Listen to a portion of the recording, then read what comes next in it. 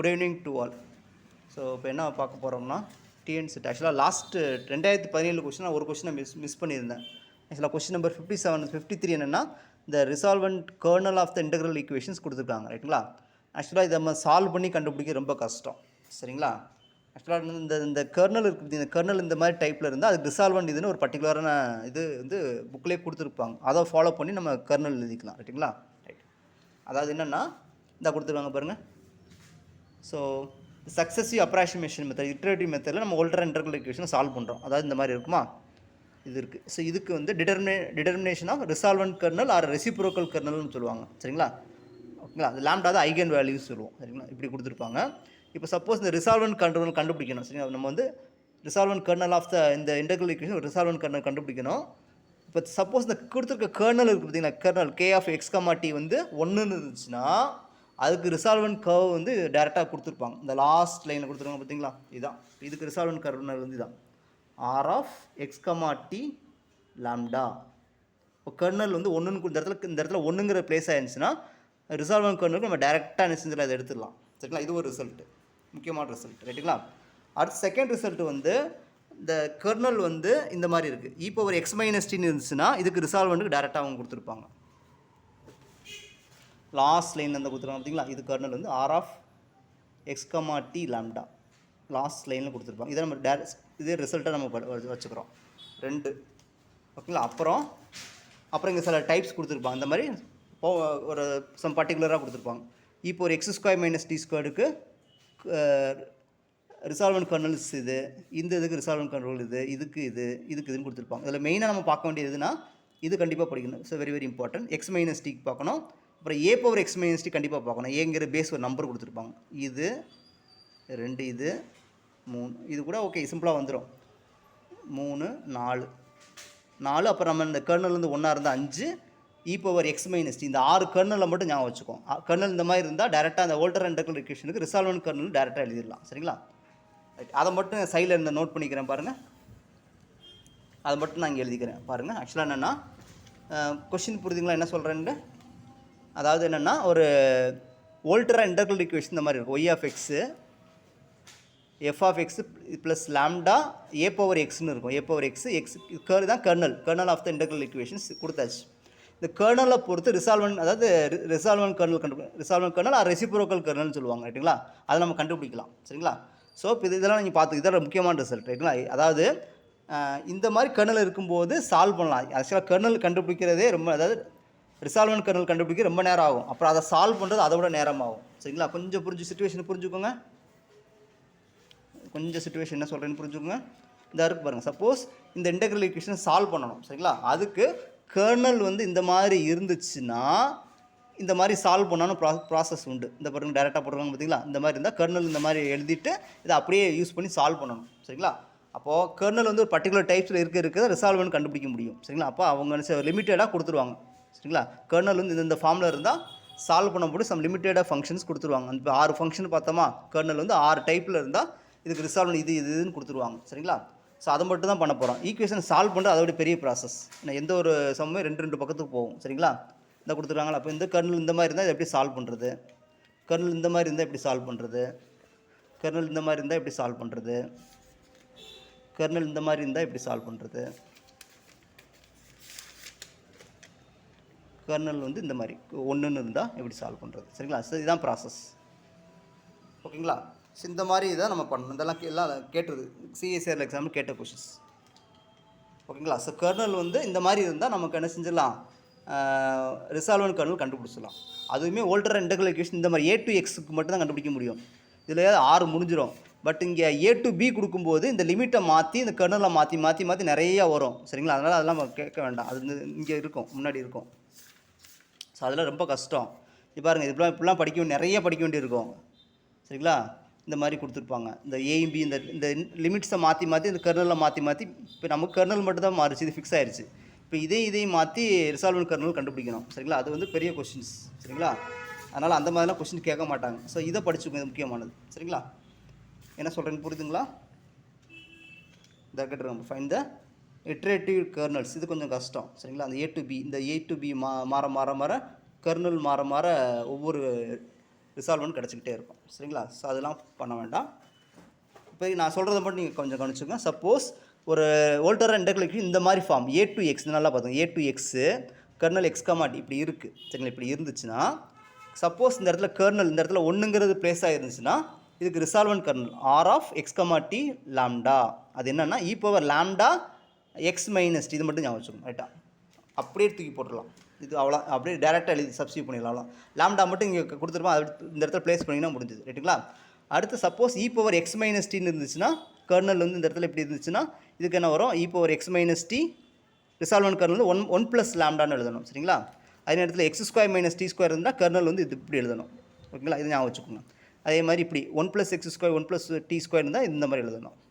அது X minus Tina இந்த மாதிரி 1/√λ சைன் ஹைபஸ் கச் X minus T by root lambda. சரிங்களா? இப்படி எழுதணும். இது முக்கியமானது. சரிங்களா? A X minus T A greater than 0 இது ரொம்ப சிம்பிளானது. ரைட்டுங்களா? ஸோ அதனால் இந்த மாதிரி கொஸ்டின்ஸ் தான் கேட்பாங்க. இந்த ஏக்கு power number 3 power X minus T 4 power X minus T இந்த மாதிரி கேட்பாங்க. அப்போ நம்ம பார்க்க வேண்டியது இது ரொம்ப ஈஸியானது பார்த்தீங்கன்னு வச்சுக்கோங்க. இது ரொம்ப ஈஸியாக இருக்கும். Very very easy. இதை நல்லா பாருங்கள். அப்புறம் இது அது மாதிரி இதுவும் ஈஸியாக தான் இருக்கும். Very very easy. சரிங்களா? அடுத்து இந்தது ஈஸி. ஓகேங்களா? இதுவும் ஈஸி தான். சரிங்களா? இது கொஞ்சம் கஷ்டம். நீங்கள் பார்த்து படிச்சுக்கோங்க. ரைட்டா? இந்த 6 தான் இருக்குது. 6 தான் புக்லேயே கொடுத்துருக்காங்க. இதை நல்லா படிச்சுட்டா ஈஸியாக ஆன்சர் முடிஞ்சு. ரைட்டுங்களா? இப்போ நம்ம சம்முக்குள்ளே வருவோமா? இப்போ என்ன கொடுத்துருக்காங்க பாருங்கள். Pi of sine X. இப்போ லாம்டாங்கிற இடத்துல 2. ரைட்டுங்களா? இ பவர் கர்னலுங்கிறது கே ஆஃப் எக்ஸ் கமா டிங்கிறது என்னது? E power X minus T. அப்போ என்ன வரும்? இதுக்கு என்ன வரும்? இ பவர் லாம்டா மட்டும் போடணும். அவ்வளோதான். E power lambda plus 1. இதுக்கு resolvent kernel X comma T lambda என்ன வரும்னா E power X minus T அப்படி காப்பி பண்ணிவிட்டு லாம்டா ப்ளஸ் 1 எழுதணும். அப்போ லாம்டா வேல்யூ 2 கொடுத்துட்டாங்க. அப்போ 2 + 1 3. ஓகேங்களா? ஸோ இதுக்கு ஆன்சர் வந்து இது செகண்ட் ஆப்ஷன். ரைட்டுங்களா? இதெல்லாம் ரொம்ப ஸ்டாண்டர்டு கொஸ்டின்ஸ். ரைட்டுங்களா? ஸோ இந்த மாதிரி தான் நம்ம பண்ணணும். சரிங்களா?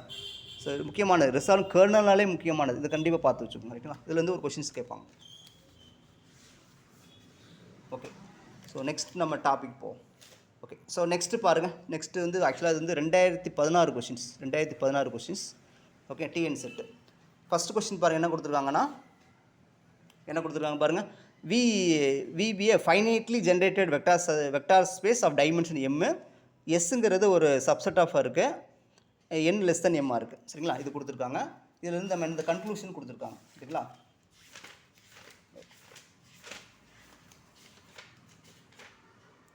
ஸோ கொஸ்டின் புரியுதான்னு பாருங்கள். என்ன கொடுத்துருக்காங்கன்னா வெரி சிம்பிள். விங்கிறது vector space finitely generated dimension என்னன்னு சொல்லி டைமென்ஷன் ஃபைனைட்டாக இருக்குது. இப்போ விங்கிறது finite dimension vector space of dimension M. எஸ்ஸுங்கிற ஒரு சப்செட் கொடுத்துருக்காங்க. V1 V2 n எலமெண்ட்ஸ் இருக்குது. With cardinality n less than எம்னு இருக்குது. சரிங்களா? இப்போ 4 ஆப்ஷன் கொடுத்துருக்குறாங்க. சரிங்களா? 4 ஆப்ஷன் கொடுத்துருக்குறாங்க. ஸோ ஃபஸ்ட்டு ஆப்ஷன் பாருங்கள். என்னென்னா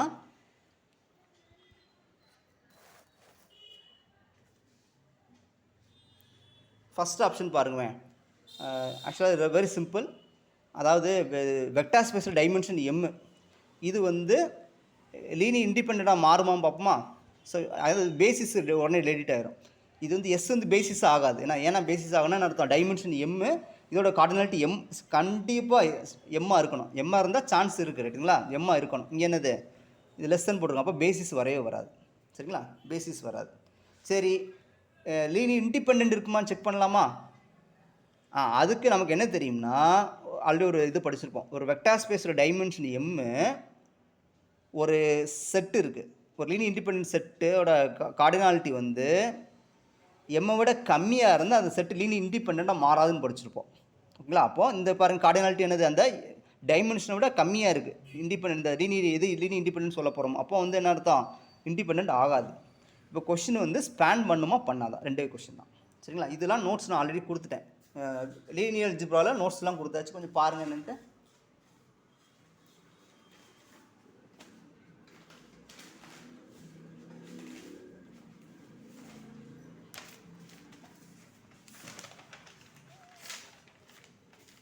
ஒன் செகண்ட்.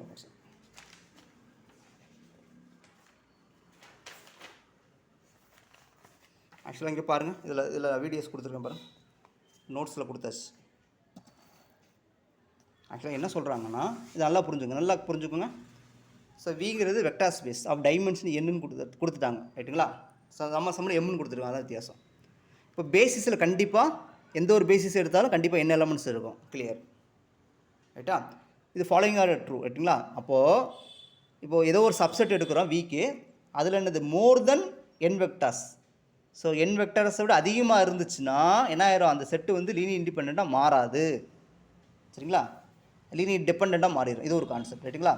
ஒரு சப்செட் வந்து இந்த பேசிஸ் டைமென்ஷனை விட அதிகமாக ஆச்சுன்னா அந்த செட்டு கண்டிப்பாக எக்காரணத்தை கொண்டு லீனியர் இண்டிபெண்ட்டாக மாறாது. இது ஒன்று ரைட்டுங்களா? அதே நேரத்தில் அதான் இங்கே எழுதியிருப்பேன், there is no linear independent subset V having more than n elements.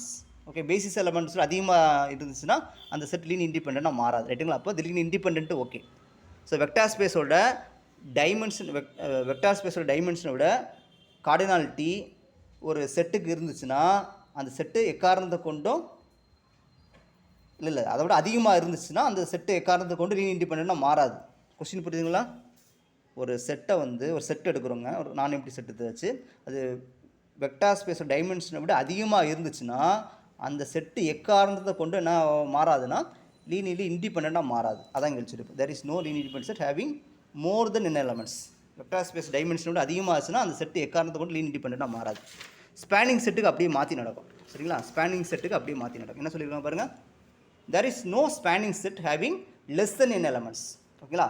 அப்போது ஒரு செட்டு வந்து என்னது, அந்த வெக்டார் ஸ்பேஸ் டைமென்ஷனை விட லெஸ்ஸாக இருந்துச்சுன்னா அந்த செட்டு என்னது ஸ்பேன் பண்ணாது வெக்டார் ஸ்பேஸை ரைட்டுங்களா? இது ரிசல்ட். இப்போ நம்ம என்ன சொல்லி இந்த ரிசல்ட் சொல்லிடலாமா பாருங்கள்? இப்போ நம்ம ஒத்துக்கலாமா பாருங்கள்? இப்போ பாருங்கள், இப்போ இதை தான் இண்டிபெண்டன்ட் செக் பண்ணலாமா?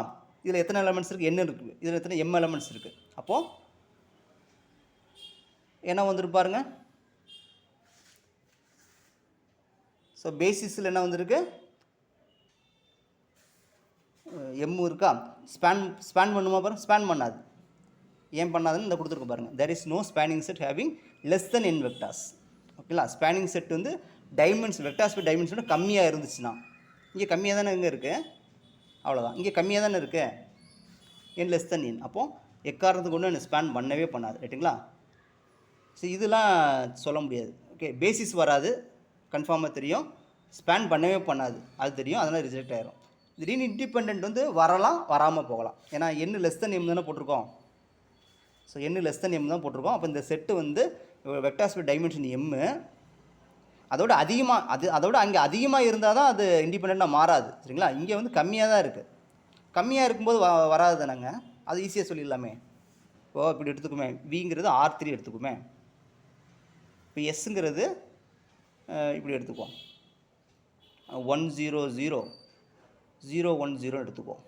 இப்போ இந்த செட்டுன்னு லீனியர் இண்டிபெண்ட்டாக இருக்கும். சரி, இது வந்து என்னவா மாறிடும்னா எலமெண்ட்ஸ் கம்மியாக இருக்குது, இது லீனியர் இண்டிபெண்ட்டாக அது எதுக்கு இப்படி கூட எடுத்துக்கலாமே, ஜஸ்ட்டு செட்டு தானே சொல்லியிருக்காங்க, 0வே எடுத்துக்கலாமே, 0 எலமெண்ட்டாகவே எடுத்துக்கலாமே, எஸ்ஸுங்கிறது 0ன்னு கூட எடுத்துக்கலாம், அவ்வளோதான்.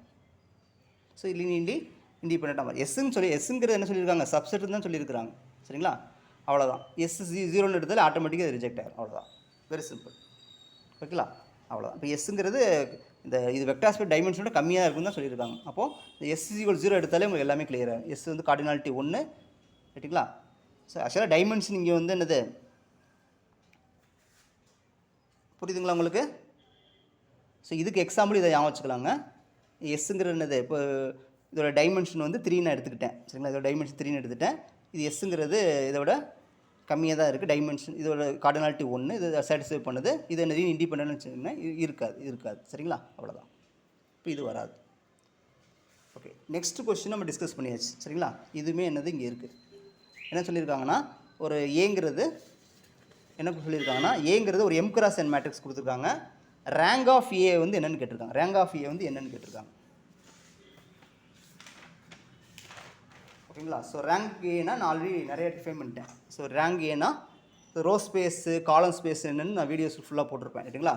ரோ ஸ்பேஸ்னால் ஸ்பேன்டு பை ரோ வெக்டார்ஸ், காலம் ஸ்பேஸ்னால் ஸ்பேன்டு பை காலம் வெக்டார்ஸ். இதில் இந்த தியரம் போட்டிருக்கேன், வரிசையாக பாருங்கள், கொடுத்துருக்கேன் பாருங்கள் தியரம்ஸ்.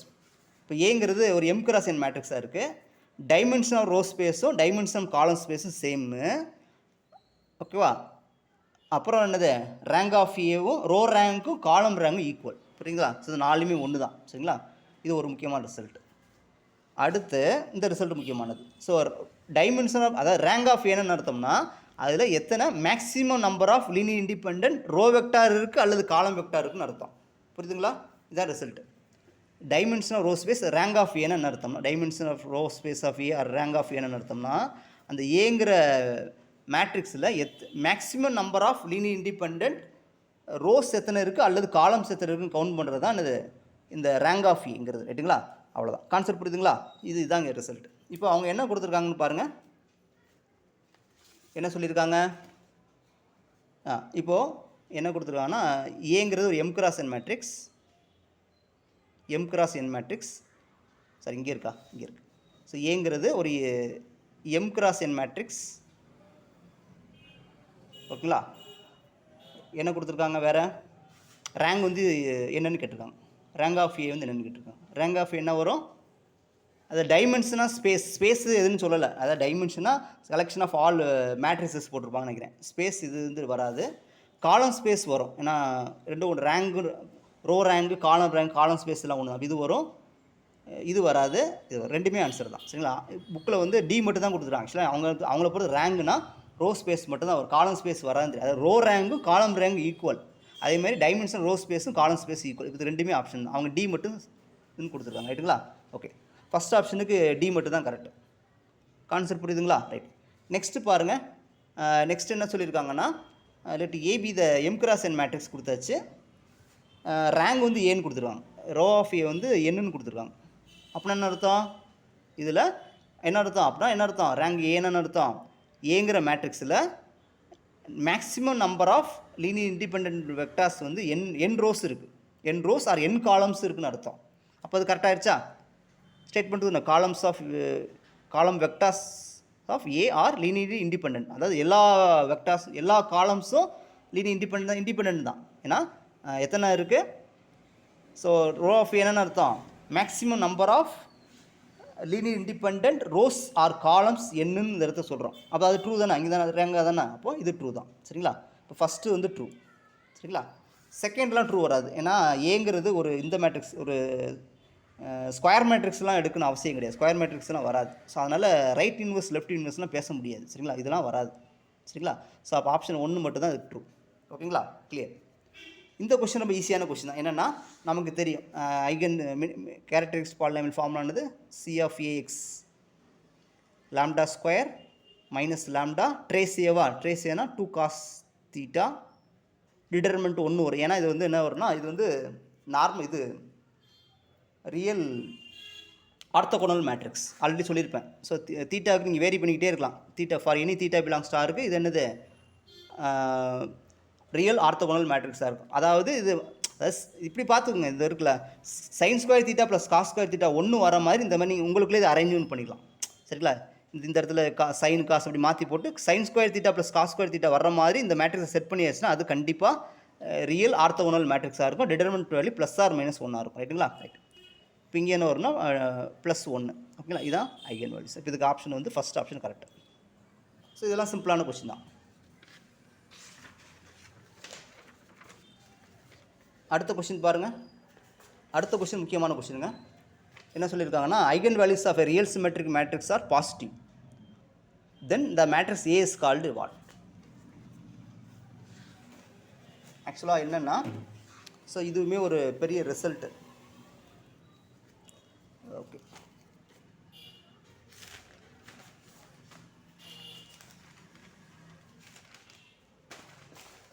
இதை போட்டிருக்கேன் பாருங்கள். இதான் ரிசல்ட்.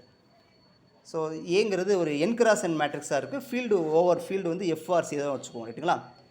ஸோ இது வந்து சிமெட்ரிக் மேட்ரிக்ஸாக இருக்குது. அதாவது சிமெட்ரிக் ஆர்னா சிமெட்ரிக், சினா அது ஹெர்மிஷியன். அவ்வளோ வித்தியாசம். ரைட்டுங்களா? ரைட். இப்போது ஏ பாசிட்டிவ் டெஃபினிட்னு சொல்கிறோம். ஓகேங்களா? ஆல்ரெடி சிமெட்ரிக் மேட்ரிக்ஸ் ஹெர்மிஷியனாக இருக்கும். அது போக அதாவது பாசிட்டிவ் டெஃபினிட்னு சொல்லணும்னா இப்போ all the eigen values are positive, எல்லா ஐகன் வேல்யூஸ் பாசிட்டிவாக இருந்துச்சுன்னா ஏ வந்து பாசிட்டிவ் டெஃபினேட்டாக இருக்கும். If and only if. ரைட்டுங்களா? ரைட். ஸோ இங்கே நெகட்டிவ்னா எல்லாமே நெகட்டிவாக இருந்தால் இது நெகட்டிவ் டெஃபினேட். அதே நேரத்தில் இன்டெஃபினேட்னா சில வேல்யூஸ் பாசிட்டிவ் சிலது நெகட்டிவாக இருந்தால் இன்டெஃபினேட். புரியுதுங்களா? ரைட். புரியுதுங்களா? இது முக்கியமானது. இது முக்கியமானது கண்டிப்பாக பார்த்துக்கோங்க. Very very standard result. Suppose A வந்து பாசிட்டிவ் செமி டெஃபினேட்னு அர்த்தம்னா எல்லா ஐகன் கேரக்டரிஸ்டிக் வேல்யூஸில் சிலது நான் நெகட்டிவாக இருக்காது, அவ்வளோ 0 எடுத்துக்கோ, அவ்வளோ. அதாவது eigen value 0 or positive or எல்லாமே பாசிட்டிவ் அந்த மாதிரி இருந்தால் பாசிட்டிவ் செமி டெஃபினைட். அதே மாதிரி நெகட்டிவ் செமி டெஃபினைட்னா அதே தான், எல்லா ஐகன் வேல்யூ நெகட்டிவாக இருக்கும், சம் ஐகன் வேல்யூ 0 இருக்கலாம், இல்லாமல் போகலாம். சரிங்களா? ஆர் நான் பாசிட்டிவாக மட்டும் இருக்காது, இங்கே நெகட்டிவாக மட்டும் இருக்காது, இங்கே பாசிட்டிவாக மட்டும் இருக்காது, அது. சரிங்களா? ஸோ இது ஒரு முக்கியமான ரிசல்ட். ரைட்டுங்களா? படித்து வச்சுக்கோங்க. அப்புறம் இப்போ இதுதான் ப்ராப்ளத்துக்கு யூஸ் பண்ணுவோம். ப்ராப்ளத்துக்கு என்னென்னா இந்த பிரின்சிபல் மைனரை வச்சு நம்ம பண்ணுவோம். சரிங்களா? ஆக்சுவலாக என்னென்னா D11 இதோட டிட்டர்மெண்ட்டு. சரிங்களா? ஆக்சுவலாக நமக்கு மேக்ஸிமம் 3 கிளாஸ்ன்னு கொடுக்க போகிறாங்க. ரைட்டுங்களா? ஸோ இப்படி கொடுத்துருக்காங்க, இது ஒரு டிட்டர்மெண்ட்டு, இது 3 இது இருக்கும். ரைட்டுங்களா? 4 அப்படியே போயிட்டே இருக்குது. இப்போது பாசிட்டிவ் டெஃபினிட்னு என்ன அர்த்தம்னா, நம்ம எடுத்துகிட்டு ஒவ்வொரு பிரின்சிபல் மைனரும் என்னது பாசிட்டிவாக இருக்கணும். சரிங்களா? ஒவ்வொரு பிரின்சிபல் மைனரும் பாசிட்டிவாக இருந்துச்சுன்னா இது பாசிட்டிவ் டெஃபினைட். நெகட்டிவ் டெஃபினைட் தான் கொஞ்சம் பார்க்கணும். நெகட்டிவ் டெஃபினைட்னா எப்படி இருக்கணும்னா, இவர் கொஞ்சம் புரிஞ்சுக்கோங்க. இப்போ ஏ 3 கிராஸ் 3 வச்சு மட்டும் வச்சுக்கோங்க. அப்போ என்ன வரும், ஃபஸ்ட்டு D1 கண்டுபிடிக்கும், அது பாசிட்டிவ், அடுத்து பாசிட்டிவ் வந்து அது இது பாசிட்டிவ் டெஃபினைட். நெகட்டிவ் டெஃபினைட்னா ஃபஸ்ட் நம்பர் கண்டிப்பாக நெகட்டிவ், அடுத்து பாசிட்டிவ், அடுத்து நெகட்டிவ், இப்படி இருந்துச்சுன்னா நெகட்டிவ் டெஃபினைட். ஓகேங்களா? இன்டெஃபினைட்னா இந்த பொசிஷனில் சேஞ்சஸ் வருது. இன்டெஃபினைட்னா என்னது, இந்த இடத்துல ப்ளஸ் ஆரம்பிச்சு இந்த இடத்துல மைனஸ் ஆரம்பிக்குது, இப்படி ஆரம்பிச்சா அது இன்டெஃபினைட். ஓகேங்களா? இது இந்த கேஸ்லேயும் வராது, இந்த கேஸ்லேயும் வராது. இப்போ அது வந்து இன்டெஃபினைட். சரிங்களா? ஓகே. அப்போது பாசிட்டிவ் செமி டெஃபினைட்னு என்ன அர்த்தம்னா, இந்த பாசிட்டிவ் வேல்யூ எடுத்துருக்கு பார்த்தீங்கன்னா இந்த பொசிஷனில் ஏதாச்சும் ஒன்று 0 ஆகுது. இப்போ இந்த இடத்துக்கு அப்போ +0 + ஆர் 0 0 +, இந்த மாதிரி இருந்தால் positive semi definite. So negative semi டெஃபினைட்னா அதே தான், இந்த பொசிஷன் எடுத்துருக்கிறதுல ஏதாச்சும் ஒரு பொசிஷன் நெகட்டிவ் வரும், 0 வரும், அவ்வளோதான். இப்போ -0 மைனஸ் இப்படி இருக்கலாம், அல்லது 0 0 ப்ளஸ் மைனஸ் இப்படி இருக்கலாம். இப்படி இருந்தால் நெகட்டிவ் செமி டெஃபினைட். ஓகேங்களா? ஸோ இதெல்லாம் ரொம்ப முக்கியமான டாபிக், கண்டிப்பாக கேட்பாங்க. ஒரு 3 கிராஸ் 3 மேட்ரிக்ஸோ 2 கிராஸ் 2 மேட்ரிக்ஸோ கொடுத்துட்டு இது பாசிட்டிவ் டெஃபினைட்டா நெகட்டிவ் டெஃபினைட்டான்னு கண்டிப்பாக கேட்பாங்க. டைகன்சபிளா இல்லையாங்கிறது எப்பயுமே கேட்பாங்க. அதனால் அதை நல்லா பார்த்து வச்சுக்கோங்க. கான்செப்ட் புரியுதுங்களாங்க? நீங்கள் சிம்பிளாக புரிஞ்சுக்க வேண்டியதுதான். பாசிட்டிவ் செமி டெஃபினைட்டுக்கு +++, அடுத்து -+-, அடுத்து இது ரெண்டுமே இல்லாமல் இருக்குது நெகட்டிவ். இப்போ இந்த மாதிரி இந்த கேஸ் சப்போஸ் ப்ளஸ் ஆரம்பித்து -+, இப்படி ஆரம்பிக்குது, இது 2 கேஸ்லேயும் வராது. இப்படி ஆரம்பிக்குது, இது 2 கேஸ்லேயும் வராது. புரியுதுங்களா? இந்த மாதிரி வர்றது நெகட்டிவ் இன்டெஃபினைட். சரிங்களா? அதே நேரத்தில் பாசிட்டிவ் செமின்னு சொல்லும்போது இந்த ++ன்னு வர பொசிஷனில் மட்டும் சேஞ்சஸ் நடக்கும். இந்த ++ன்னு வர பொசிஷனில் மட்டும் இந்த +0 ஆகலாம், இல்லை இந்த +0 ஆகலாம், இந்த +0 வரலாம். நெகட்டிவ் செமி டெஃபினைட் இந்த -+ பொசிஷன் வர்றதில் இதில் 0 அல்லது இதில் 0 அதில் இதில் 0. ரைட்டுங்களா? அது மட்டும் நீங்கள் கரெக்டாக பார்த்துக்கணும்.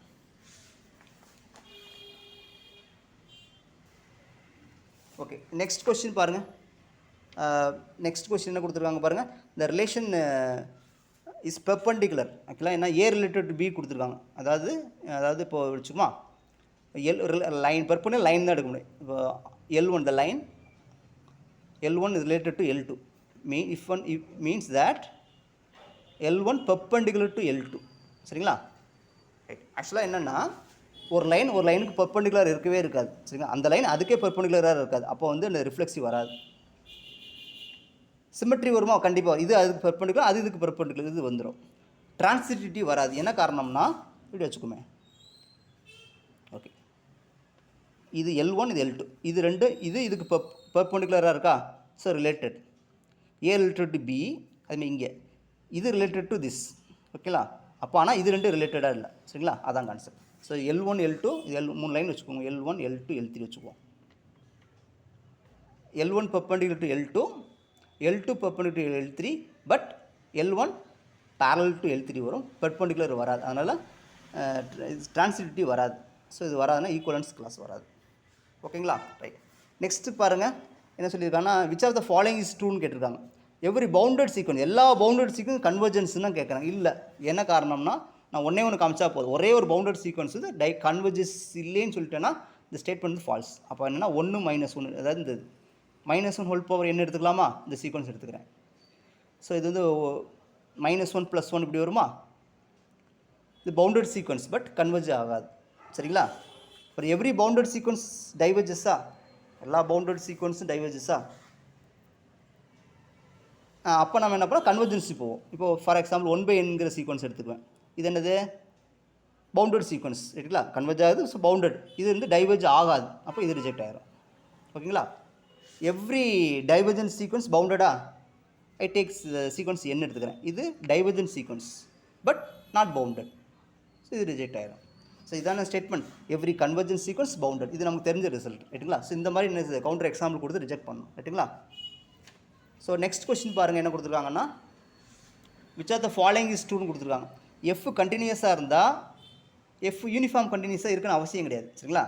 அதாவது எஃப் யூனிஃபார்ம் கண்டினியூஸாக இருந்தால் எஃப் கண்டினியூஸாக இருக்கும், பட் இது வராது. என்ன காரணம்னா, ஒரு ஃபங்க்ஷன் எடுப்போம், F from R to R எடுத்துக்குவோம். ஆர் டு ஆர் எடுத்து எஃப் ஆஃப் எக்ஸ் = x², இது ஸ்டாண்டர்ட் எக்ஸாம்பிளாக கொடுப்பாங்க.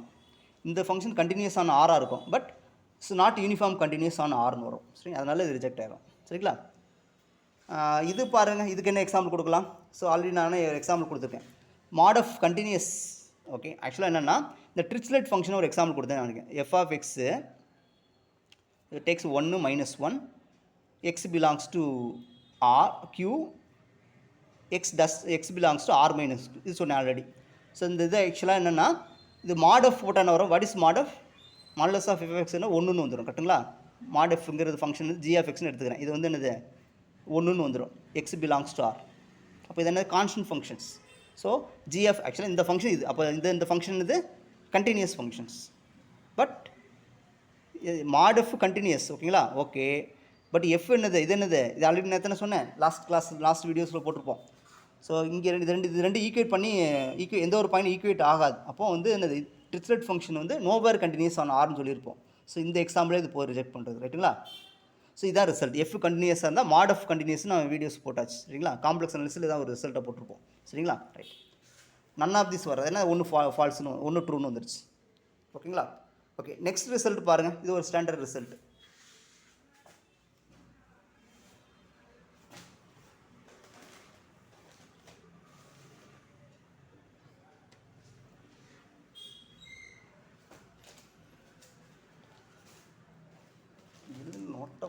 ஒரு நிமிஷம் பாருங்கள், ஒரு நிமிஷம். ஆக்சுவலாக என்னென்னா, அதுக்கு ஒரு ரிசல்ட் நீங்கள் ஞாபகம் வச்சுக்கலாம். இந்த இருக்குல்ல, இதை நீங்கள் ஞாபகம் வச்சுக்கோங்க. ஸோ இது ரொம்ப முக்கியமான ரிசல்ட்டுங்க இது, இதை கொஞ்சம் ஞாபகம் வச்சுக்கோங்க.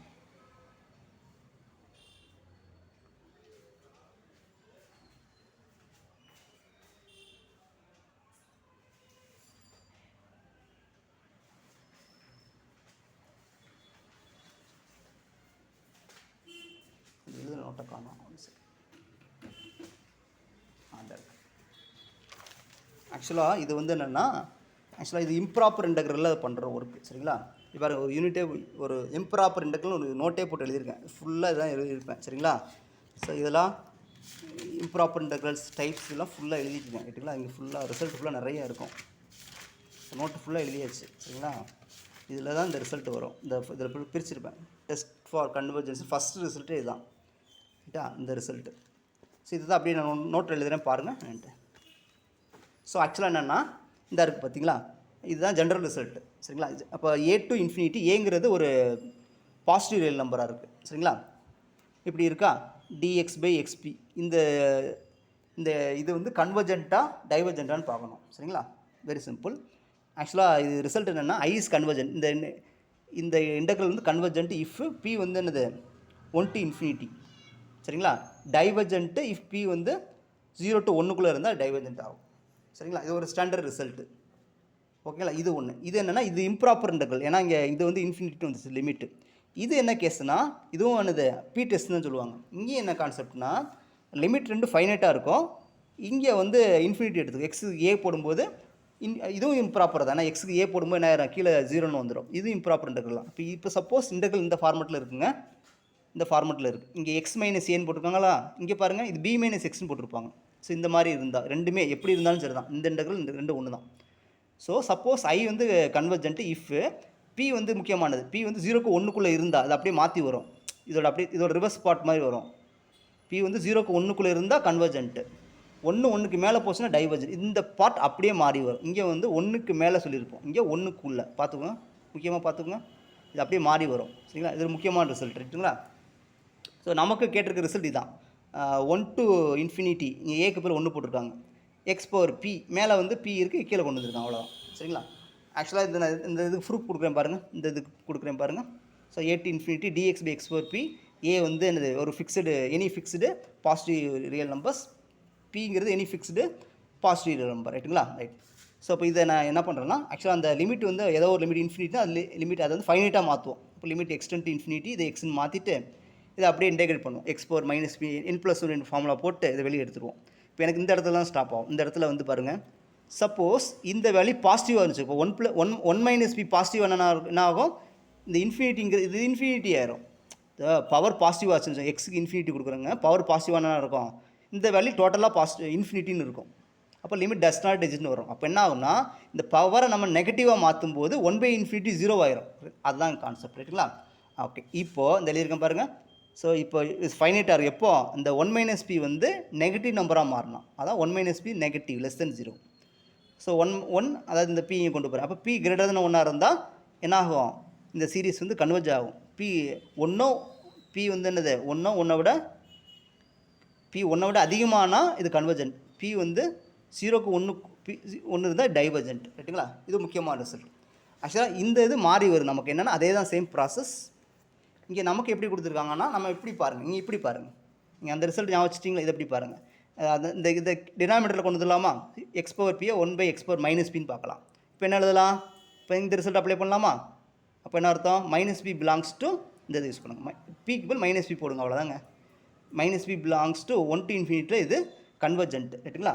இது எப்படி எழுதிக்கலாமா, மைனஸ் பி லைக்ஸ் பி இப்படி எழுதிக்கலாம். நெகட்டிவால் மல்டிப்ளை பண்ணி இன்இக்வாலிட்டி ரிவர்ஸில் வரும். அப்போ -∞ -1 வந்துடும். அப்போ பாருங்கள், இப்போ பி லெஸ் தென் -1 இது கன்வர்ஜென்ட். கொஸ்டினில் கொடுத்துருக்காங்களான்னு பாருங்கள்,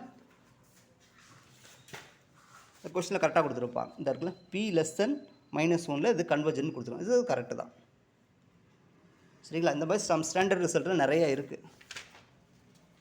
ஓகே, நெக்ஸ்ட் கொஸ்டின் பாருங்கள், என்ன கொடுத்துருக்காங்கன்னா, ஆக்சுவலாக இந்த கொஸ்டின் பேப்பர் ரொம்ப ஈஸியான கொஸ்டின் பேப்பரு, சில கொஸ்டினை கொஞ்சம் புரியாமே கேட்டிருக்காங்க. ஃபஸ்ட்டு பாருங்கள், எவ்ரி கவுண்டபிள் செட்டு மெஷரபுளா? எஸ் ஷுர், எல்லா கவுண்டபிள் செட்டு மெஷரபிள், மெஷர் தீரில் படிச்சிடும். எவ்ரி மெஷரபிள் செட்டு கவுண்டபிளா? அப்படி இருக்குன்னு அவசியம் கிடையாது. அதுக்கு தான் என்னது கேண்டர் செட்டுன்னு கொண்டு வருவோம். கேண்டர் செட்டுன்னு மெஷரபிள், ஏன்னா மெஷர் 0 பட் அன்கவுண்டபிள். ஸோ இதுக்கு எக்ஸாம்பிள் வந்து கேண்டர் செட்டு. ஸோ அதான் அவங்க கேட்டிருக்காங்க, ஃபால்ஸ் தான் கேட்டிருக்காங்க. இது ட்ரூ தான். Every borewell set is measurable, அதுவும் ட்ரூ தான். இது நம்ம அவுட்டர், அதாவது அவுட்டர் ஆர் இன்னர் ரெண்டும் ஒன்று தான். Outer or inner measure of an interval is length of interval. சரிங்களா? அதாவது இன்டர்வல் ஆஃப் லென்த், ஓகேங்களா? அதாவது outer measure of the interval open interval ஏக்கமா பிக்கு இதுக்கு லென்த் என்ன வரும்னா b - a வரும். இப்போ outer or inner measure of R வந்து இன்ஃபினிட்டின்னு வரும். சரிங்களா? ஸோ இந்த மாதிரி விஷயங்கள் ரைட்டுங்களா? ரைட். ஸோ இப்போ இதுவும் ட்ரூ தான். அடுத்த கொஸ்டின் பாருங்கள், A group G is set to be simple group நான் வீடியோஸில் போட்டிருந்தேன். சரிங்களா? It has no non trivial normal subgroups. என்ன செய்யக்கூடாது, எந்த ஒரு இதுக்கு ட்ரிவியல் சப் குரூப் மட்டும்தான் இருக்கும், நோ நான் ட்ரிவியல் இருக்கக்கூடாது. ஸோ இது கரெக்ட் ரைட்டுங்களா? ரைட்.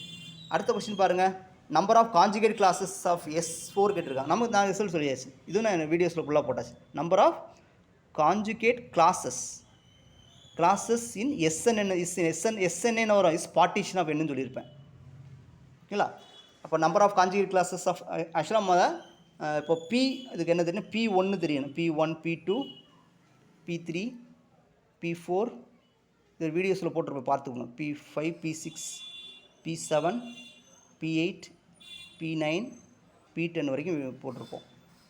ஸோ இது ஒன்று ப்ரைன், ஃபஸ்ட்டு ப்ரைன் நம்பர் இங்கே ஸ்டார்ட் ஆகும், next prime number 3, next prime number 5, next prime number 7, next prime number 11, அடுத்து நெக்ஸ்ட்டு ப்ரைன் நம்பர் 13 வராது, 15 வரும். அடுத்து 7 + 15 22, 22 + 8 வந்து 30னா இங்கே 420 வரும். ஸோ இது முக்கியமானது. ஸோ இதுதான் என்னதுன்னா number of conjugate classes of S1, இது number of conjugate classes S2, number of conjugate classes of S3, இது S4, இது S5, இது S6 S7 S8 S9 S10. அப்போ என்னது S4க்கு கேட்டுருங்க, S4க்கு என்ன வரும்னா 5 வரும். ஓகேங்களா? So B option. ஓகேங்களா? ஸோ இதெல்லாம் நீங்கள் ரொம்ப முக்கியமான எக்ஸாம்பிள்ஸ் ரைட்டுங்களா. அடுத்து 13th கொஸ்டின் பாருங்கள் என்ன கொடுத்துருக்காங்கன்னா, ஒரு ரிங்கு சரிங்களா, every non zero element forms a group under மல்டிப்ளிகேஷனில் இருக்குது சரிங்களா இருக்குது. அப்படி இருந்தால் என்ன வரும், ஸ்கியூ ஃபீல்டு. ஸ்கியூ ஃபீல்டு டெஃபினிஷனே தான் சரிங்களா. அதாவது ஃபீல்டுக்கு என்ன டெஃபினேஷன்னா, commutative skew field is called ஃபீல்டுன்னு சொல்லுவோம் சரிங்களா. இது கம்யூட்டேட்டிவ் பற்றி பேசலை சரிங்களா. அதனால் என்ன வந்துடும்னா ஸ்கியூ ஃபீல்டு தான் அது கரெக்டான ஆன்சர். ஃபீல்டு வராது. ஃபீல்டு வரணும் கம்யூட்டேட்டிவ் ப்ராப்பர்ட்டி வரணும். கம்யூட்டேட்டிவ் ப்ராப்பர்ட்டி இல்லாமல் என்ன செய்யலாம், ஸ்கியூ ஃபீல்டு நீங்கள் இது படிச்சிருப்பீங்களா, குவாட்டர்னியன் ரிங்னு ஒன்று படிச்சிருப்பீங்க. குவாட்டர்னியன் ரிங்னு ஒன்று படிச்சிருப்பீங்களா, அதுதான். ஸோ அந்த ரிங்கு தான் என்னது, அது வந்து ஸ்கியூ ஃபீல்டாக இருக்கும் பட் ஃபீல்டாக இருக்காது. அதான் இங்கே எக்ஸாம்பிள் சரிங்களா.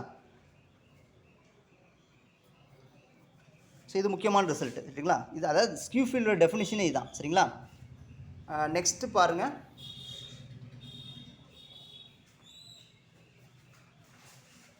ஆக்சுவலாக குவாட்டர்னியன் ரிங்குன்னு ஒன்று இருக்குங்க. அதாவது இந்த புக்லேயே கொடுத்துருப்பாங்க. நம்ம ஆறுமுகம் சார் புக்லேயே இருக்கும். முன்னாடி பார்த்தேன், இங்கே இருக்கான்னு பார்க்குறேன். பார்த்தீங்கன்னா ஒரு எக்ஸாம்பிள், இந்த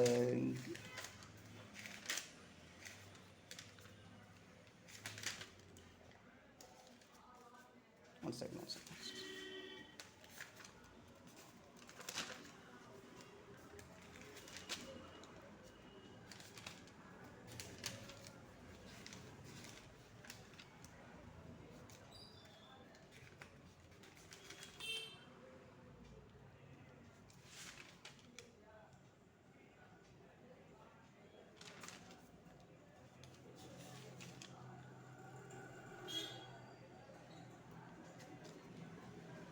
இதாக கொடுத்துருக்காங்க பாருங்கள், குவாட்டர்னியன் ஃபீல்டு இதாக கொடுத்துருக்காங்க.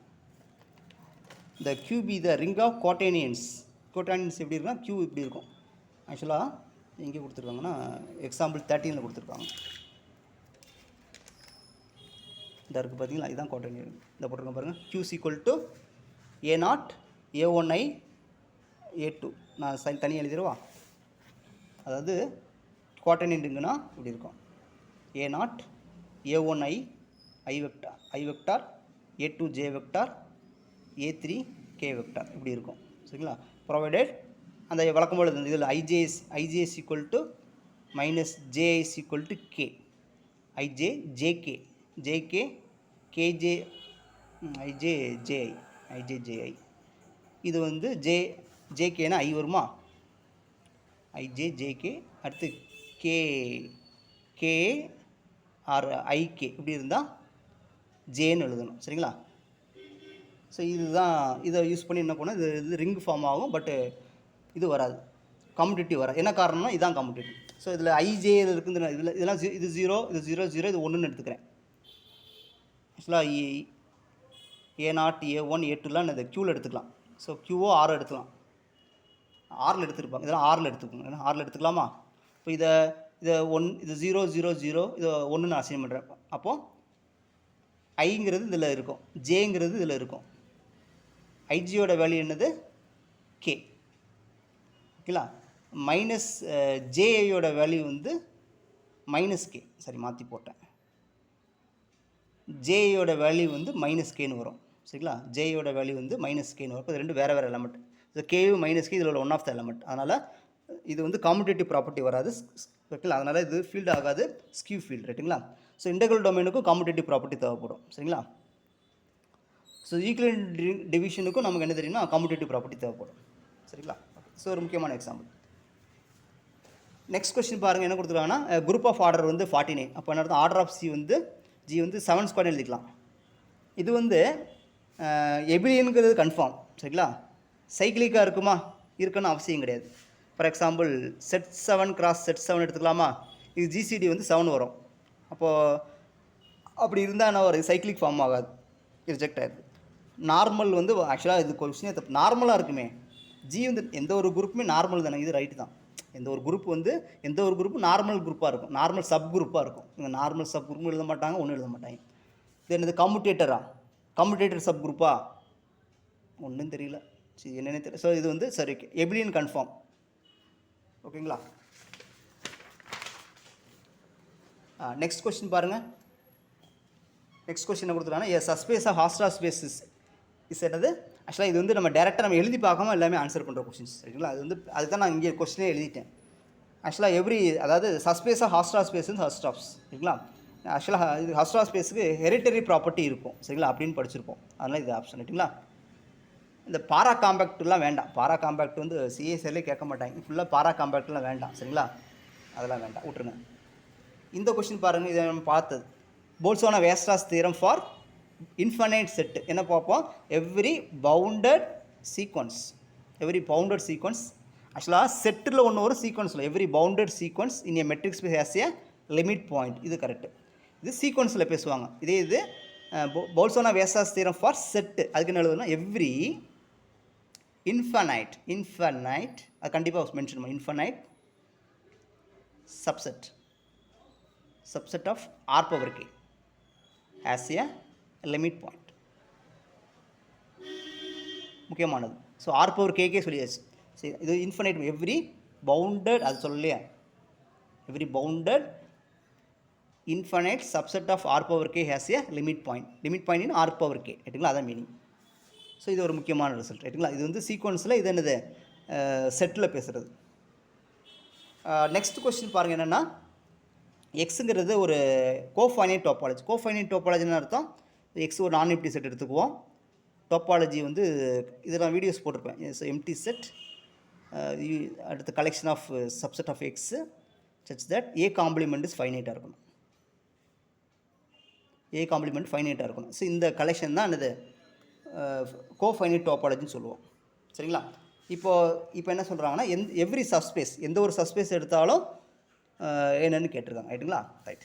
ஸோ நான் இப்போ என்ன பண்ணுறேன்னா வெரி சிம்பிள். என்ன எடுக்கலாம்னு சொல்லுங்க பார்ப்போம். எக்ஸுங்கிறது எனி செட்டு. ஸோ நான் என்ன பண்ணுறேன்னா டேக் எக்ஸுங்கிறது ஃபைனைட் செட் எடுத்துக்கு. எக்ஸுங்கிறது ஒரு ஃபைனைட் செட் எடுத்துக்கலாமா. 1,2ன்னு ஒரு எடுத்துகிட்டு, இது எனி செட்டு தானே 1,2 ஓகேங்களா. இப்போ இதோட எந்த ஒரு சப்செட்டும் ஆக்சுவலாக வெரி சிம்பிளுங்க. எக்ஸுங்கிறது ஃபைனைட் செட்டாக இருந்தால் அந்த டோப்பாலஜி என்னவாக மாறிடும்னா, என்ன டோப்பாலஜியாக மாறிடும், இது டிஸ்கிரிட் டோப்பாலஜியாக மாறிடும் சரிங்களா. So okay. ஸோ எக்ஸ் 1,2 எடுத்துட்டா, இப்போ இதில் ஒவ்வொரு சப்செட்டும் உள்ளே உட்காந்துருக்கும் சரிங்களா. இப்போ எக்ஸ் என்னது காம்பேக்ட், எக்ஸ் காம்பேக்ட் தானே. ஸோ எந்த ஒரு finite set compact. So compact வந்துடும். கவர் பண்ணலாம்ல, கவர் பண்ணிடலாம். ஸோ 1,2 வந்து U1ன்னு பிரித்து போட்டலாம். Every open cover has fine sub. Not compact கொடுத்துட்டா அது ரிஜெக்ட் ஆயிரும் ஓகேங்களா. நெக்ஸ்ட்டு கனெக்டட் வருமானு பாருங்கள். கனெக்டட்னு அர்த்தம் ஒரு எந்த ஒரு மெட்ரிக் ஸ்பேஸ் எடுத்தாலும் அது கனெக்டட்னு சொல்கிறதுக்கு என்ன போகிறோம். கனெக்டட் சோப்பாலஜி எதோ எடுத்தாலும் என்னது அதுக்கு open sets, only open sets sir. Empty set whole set மட்டும்தான் என்னது ஓப்பனாகவும் இருக்கும் க்ளோஸ்டாகவும் இருக்கணும் ஓகேங்களா. இங்கே அப்படி கிடையாது. இங்கே எல்லாமே என்னது ஓப்பனாக இருக்கும் க்ளோஸ்டாக இருக்கும். அப்போ கனெக்டட் வராது. புரியுதுங்களா. ஒரு metric space said to be connected if it has empty செட்டும் ஹோல் செட்டு மட்டும்தான் அதுக்கு ஓப்பனாகவும் க்ளோஸ்டாகவும் இருக்கக்கூடிய 2 செட்டு. வேறு எந்த ஒரு, புரியுதுங்களா, எம்டி செட் ஹோல் செட்டு மட்டும்தான் அதுக்கு ஓப்பனாகவும் இருக்கும் க்ளோஸ்டாகவும் இருக்கும். வேறு ஏதோ ஒரு சப்செட்டு ஓப்பனாகவும் க்ளோஸ்டாக இருந்தால் அது கனெக்டட் வராது. இஃப் அண்ட் ஒன்லி கான்செப்ட் ரைட்டுங்களா. ஸோ அதனால் இது ரிஜெக்ட் ஆயிரும். ஓப்பன் வந்துடும். ஏன்னா ஓப்பன் வந்துடும். சரி, அதனால் 3 ரிஜெக்ட் ஆயிரும். இது ஆன்சர் ரைட்டுங்களா. ஆக்சுவலாக இது நம்ம இது கொஞ்சம் திங்க் பண்ணணும். எனக்கு கொஞ்சம் டைம் கொடுங்க. ஆக்சுவலாக இது வந்து கோஃபைனைட்டில் ஒர்க் பண்ணணும். ஸோ காம்பேக்டாக இருக்குமா, காம்பேக்டாக இருக்கும். ஓகே, இது ரிஜெக்ட் பண்ணிட்டு இது என்னென்னு தெரில. ஓகே, நெக்ஸ்ட் பார்ப்போம். Next complex analysis. ஆக்சுவலாக என்னென்னா, இந்த எஃப்ஆஃப் செட் வந்து நிறைய ரியல் வேல்யூ அனலிட்டிக்கல் ஃபங்க்ஷன் இருக்குது. இந்த ரேஞ்ச் என்னென்னு கேட்டிருக்காங்க ஓகேங்களா. இப்போது வெரி சிம்பிள். என்ன பண்ணுறேன்னா, அனலிட்டிக்கல் ஃபங்க்ஷன், ரியல் அனலிட்டிக்கல் ஃபங்க்ஷனா, இப்போ எஃப்ஆஃப் செட் 1ன்னு எடுத்துக்கிறேன். ஸோ இது ரியல் அனலிட்டிக்கல் ஃபங்க்ஷன் தானே. ரேஞ்ச் எஃப் என்ன வரும் 1. இப்போ 1 என்னது, ரேஞ்ச் எஃப் 1 தானேங்க. ரேஞ்ச் எஃப் வந்து 1ங்கிற எலமெண்ட். இது வந்து என்னது அன்கவுண்டபிள் கிடையாது, ரிஜெக்ட் ஆயிடுது. இன்ஃபினைட் செட்டு ரிஜெக்ட் ஆயிடுது. இப்போது ஃபைனைட்டாக சிங்கிள்டன் செட்டான்னு குழப்பம் இருக்கும் சரிங்களா. ரைட். இப்போ என்ன எஃப்ங்கிறது real valued analytical functions in domains. இது ரேஞ்ச் எஃப் கேட்டிருக்காங்க. ஆக்சுவலாக இது என்னென்னா பிக்கார்ட்ஸ் தியரத்தை யூஸ் பண்ணி நம்ம கொண்டு வருவோம்.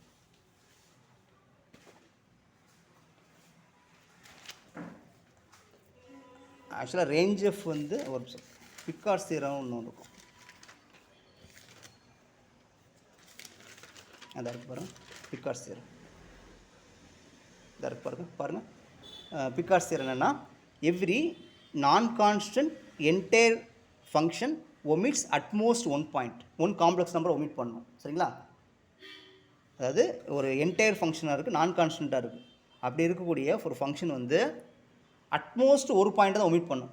அதாவது என்ன அர்த்தம்னா அதோட ரேஞ்சு வந்து அந்த எஃப்ங்கிற ஃபங்க்ஷன் இருக்கும், அந்த ரேஞ்சு வந்து சியாக இருக்கும், இல்லைன்னா ஒரு பாயிண்ட்டை ஒமிட் பண்ணியிருக்கும். ரேஞ்ச் எஃப் வந்து ஒன்று சியாக இருக்கும், அந்த ஃபங்க்ஷன் ரேஞ்சு வந்து சியாக இருக்கும், இல்லைன்னா ரேஞ்சு என்னது சி எக்ஸப்ட் ஒரு சிங்கிள்டன் செட்டாக இருக்கும். அப்படி இருந்தால் அது ரைட்டுங்களா? இது ஒரு கான்செப்ட். சப்போஸ் இது இப்போ இதுனா சப்போஸ் ஒரு என்டையர் ஃபங்க்ஷன் வந்து ஒமிட்ஸ் இப்போ அட்லீஸ்ட் டூ வேல்யூஸை ஒமிட் பண்ணியாச்சுன்னா அந்த எஃப் கான்ஸ்டன்ட் ஆயிரும். இது ரெண்டு முக்கியமான பிக்கார்ட்ஸ் தியரத்தில் பாருங்கள். நான் கான்ஸ்டன்ட் ப்ளஸ் என்டையர் ஃபங்க்ஷன் வந்து என்னது ஒமிட்ஸ் அட்மோஸ்ட் ஒன் காம்ப்ளெக்ஸ் நம்பர்ஸ். ஓகேங்களா? அதே நேரத்தில் என்டையர் அட்லீஸ்ட் 2 பாயிண்ட்ஸ். இது அட்மோஸ்ட் 1 பாயிண்ட், இங்கே அட்லீஸ்ட் 2 பாயிண்ட்ஸ் இதை ஒமிட் பண்ணிடுச்சுன்னா அந்த ஃபங்க்ஷன் வந்து கான்ஸ்டன்ட் ஃபங்க்ஷனாக மாறிடும். சரிங்களா? இது ஒரு முக்கியமான ரிசல்ட்டு. இந்த எழுதியிருக்கோம் பாருங்கள், பிக்கார்ட்ஸ் தியரத்துக்கு இந்த எழுதியிருக்குமா?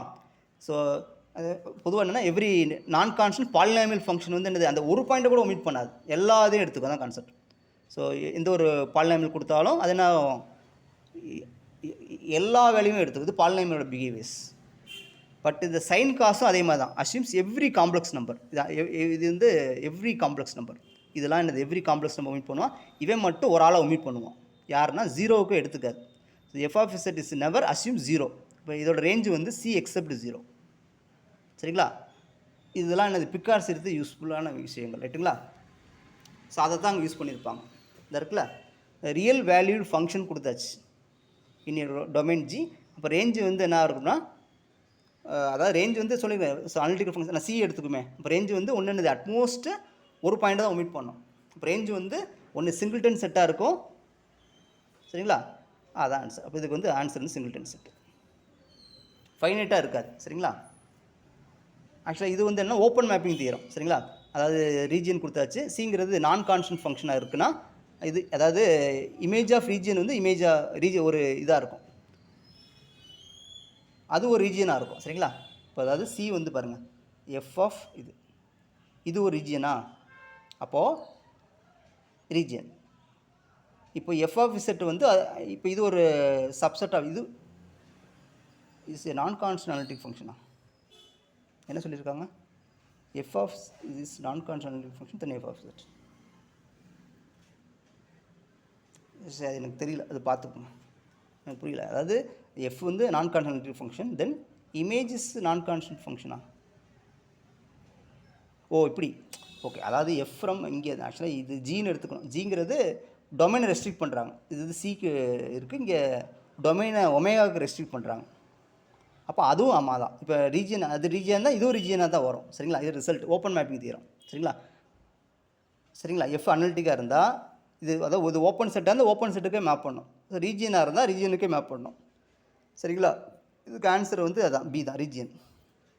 ஸோ இதெல்லாம் நமக்கு தெரியும். ரேடியஸ் ஆஃப் கன்வர்ஜென்ஸ் ஃபார்முலா தெரியும். R equal to limit n tends to infinity n+1/n+1 போடுமா? இப்போ என்ன ஆகும்? லிமிட்டு சுப்ரீமம் மாடலஸ்லாம் போடணும். நான் பாசிட்டிவ் நம்பர்னால போடல. ஸோ n+1/n வந்துடும். அப்போ ஆர் ரேடியஸ் ஆஃப் கன்வர்ஜென்ஸ் வந்து 1ன்னு வந்துடும். சரிங்களா? நெக்ஸ்ட்டு கொஸ்டின் பாருங்கள், என்ன கொடுத்துருக்காங்கன்னா ஆக்சுவலாக இதுதான் பிக்கார்ட்ஸ் தியரம். இதுதான் பிக்கார்ட்ஸ்.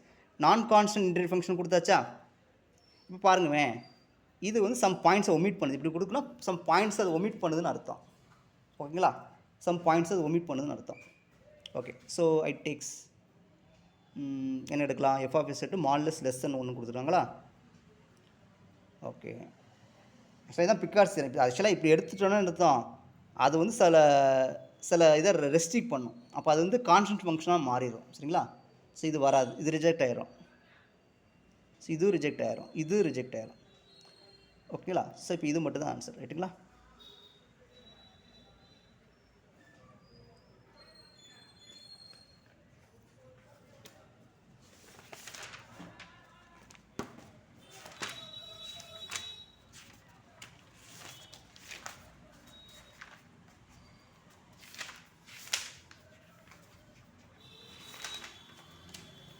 நெக்ஸ்ட் பாருங்கள், இது ஓகே.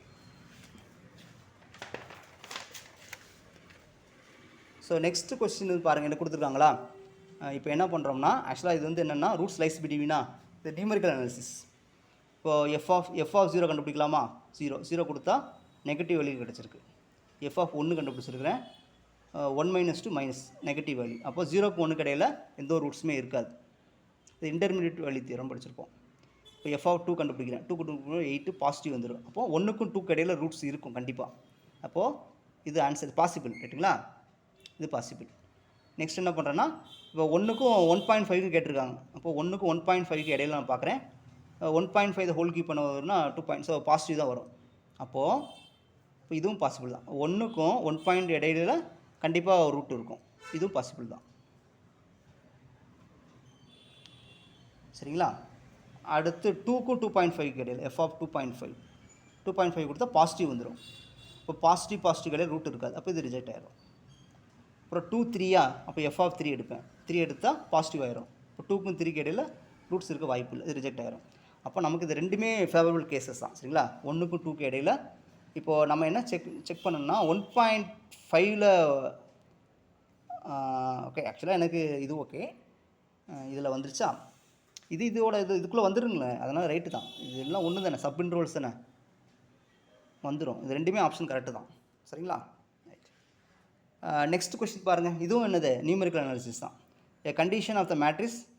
ஆக்சுவலாக இதெல்லாம் நமக்கு இதில் கிடையாது, கேட்டிருக்காங்க பழைய இதில். சொலாஸ்கி மெத்தட் அப்ளிகபிள் ஃபார் எப்பயுமே இப்போ சிமெட்ரிக் மேட்ரிக்ஸ் தான் இதாக இருக்கும், ரைட்டுங்களா. எப்பயுமே ஒரு மேட்ரிக்ஸ்னு கேட்டால் symmetric or positive definite answer பண்ண போகலாம். சரிங்களா. நெகட்டிவ் டெஃபினேட்லாம் வராது. சரிங்களா. அடுத்து இது 25 என்னது நியூமெரிக்கலில் கேட்ட கொஸ்டின் தான். ஸோ ஆக்சுவலாக என்னென்னா, இது ஒரு ரிசல்ட். இது வந்து இந்த ட்ரங்கேட்டட் எரர்னு சொல்லியிருப்பாங்க. இது வந்து ஸ்பெஷல் ஃபங்க்ஷனுக்கு வரும். சரிங்களா. இது வந்து ஆக்சுவலாக இதெல்லாம் வேண்டாம், இதை பற்றிலாம் வேண்டாம். சரிங்களா. இது ரொம்ப இதாக கேட்டிருக்காங்க. சரிங்களா. ஸோ இவ்வளோதான். ஸோ மிச்சம் நம்ம நெக்ஸ்ட் கிளாஸ் பார்ப்போம். ஓகேங்களா. தேங்க்ஸ் ஃபார் வாட்சிங்.